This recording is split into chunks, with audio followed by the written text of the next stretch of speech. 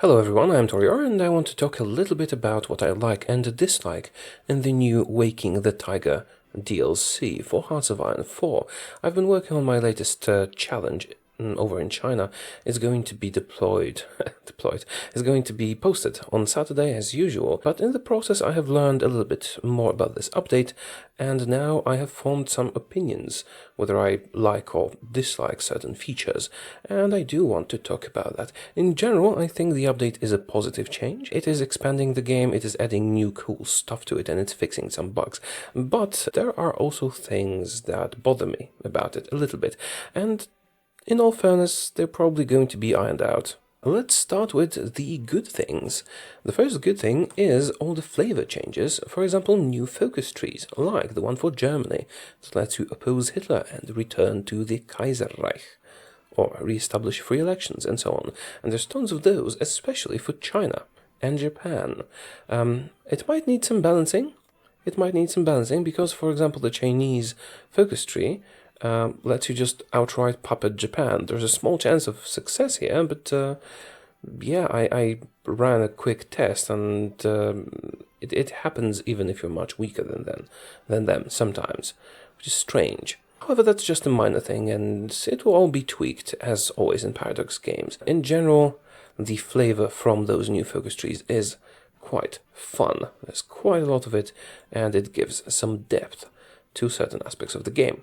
The next most obvious thing is the rework of national unity. Now we have stability and war support, which is basically stability and military stability or whatever. And they both give bonuses or penalties. And for example, in order to institute more aggressive conscription laws, you will need more war support. I have no problem with that change. It does add some depth to the management of your country. Next up we have the decisions, which are in my opinion a good addition. They're mostly a way to dump excess political power if you have any, but some of them are quite cool. For example, the countries that used to be in the Austro-Hungarian Empire have the decision to reform the Austro-Hungarian Empire, which I find interesting. Next up we have command power, which lets us do some stuff to our military, and that ties closely with the new chain of command. For example, we have our generals and our field marshals, and they have new traits, new skills, but to give them those skills, we need to spend this command power. It can also be used to promote generals to field marshals, and to execute special orders, like force attack, which gives you temporary buffs.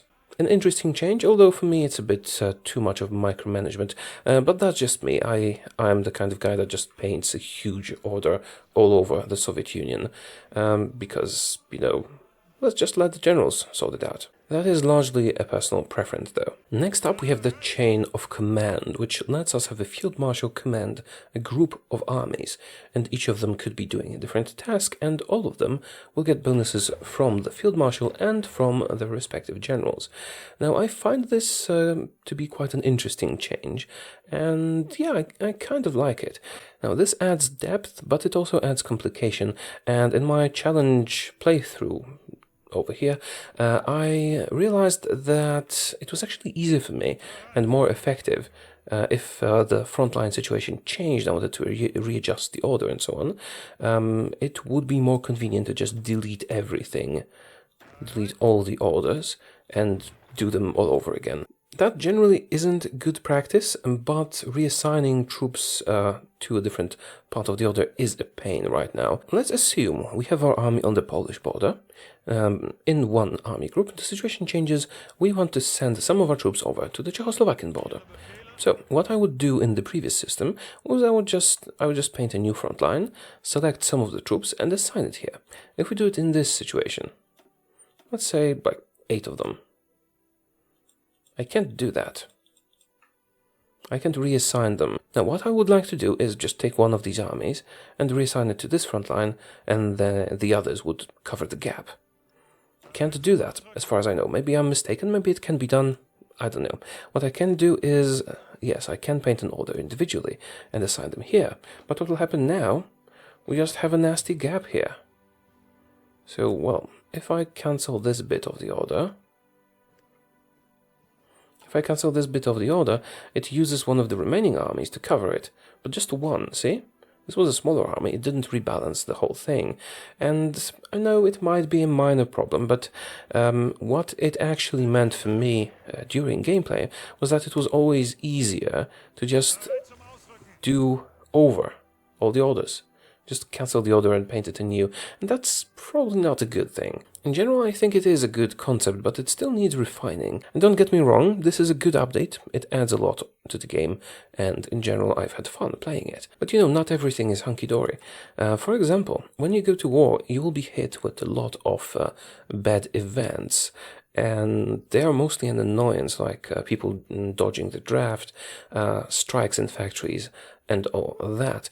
And I am against this sort of thing. Now, this kind of reminded me of Kaiserreich, because in Kaiserreich you get a lot of those.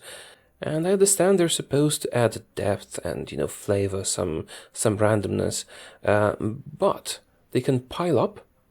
When I was playing my challenge, I lost like over 500 political power just from those events. And they don't always make sense. For example, you can get the event that people are dodging the draft, even if your law of conscription is volunteer only. Then if you have volunteers only, then what a draft? There's no draft. What draft are they dodging? And so on. You know, it's I know some people like it, but it feels like you know, the comet-sided event from Europa Universalis 4. Is it really something people wanted added to the game? I know I didn't. And I understand you might want to have a random, you know, wrench thrown into your plans.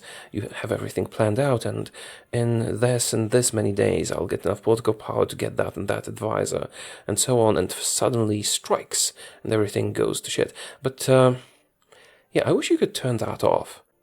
Maybe you can, there's a new custom difficulty, I haven't explored that properly yet. To sum up, those events do add some flavor, however, they can be a major annoyance, and I guess the question here is, did we really need that?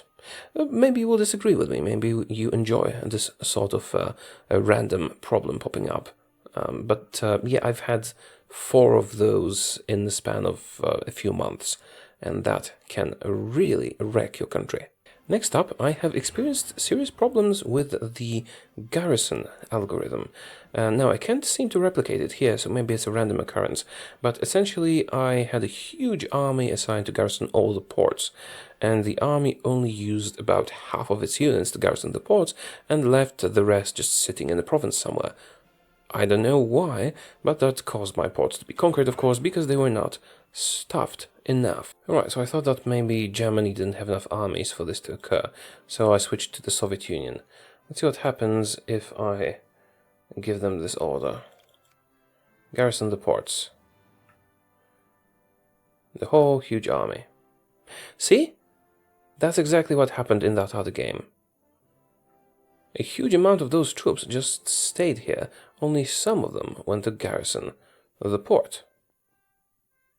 Why is that? Why are they doing this? I specifically told all of them to garrison this port, didn't I? Yet some of them are just hanging out somewhere in the fields. And you might argue that I don't need that many troops in a port somewhere and so on, but the situation I'm talking about was pretty specific. I had tons and tons of very small units with very little equipment, so I assigned like 10 per port, but or maybe even 20. And only like half of them actually went to garrison those ports, which later caused those ports to be conquered. So, yeah, if that's a bug, fair enough, it'll probably get fixed. If it's a design decision, though, it's not a good one. Another thing I haven't mentioned yet, there is new music, and it's fun. Yay!